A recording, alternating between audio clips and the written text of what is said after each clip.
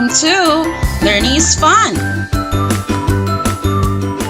Hello mga ka-learning! Welcome back again in my YouTube channel. So, ngayon ay ang continuation sa ginawa kong video tutorial about kung paano mag-record ng lessons using the PowerPoint.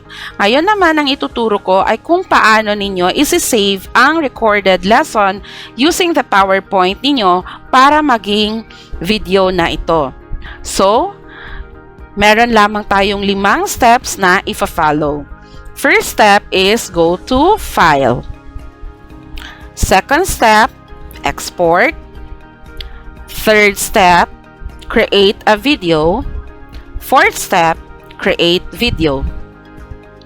And then, isi-save natin ang file na ito. Save. May makikita tayo dito sa ibaba na creating video lesson 1 to 2. Lesson 1 to 2 is ang file name ng aking video. So, ang ibig sabihin nito ay sinisave niya na ang inyong recorded lesson into a video. Pag nawala na ito, ibig sabihin ay ready na at na-save na ang inyong video. Okay, so nawala na ang creating video, ibig sabihin ay na-save na ang video ninyo.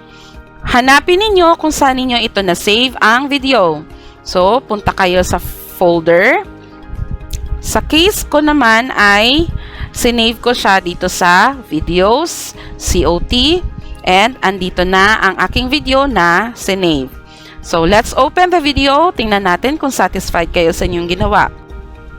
Lesson 1, Analyzing Figures of Speech, Hyperbole, and Irony.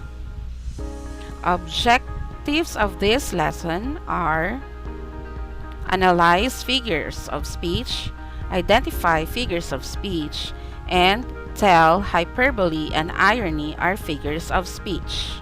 There you go mga ka-learning! May video lesson ka na! Thank you for watching! Don't forget to like and subscribe.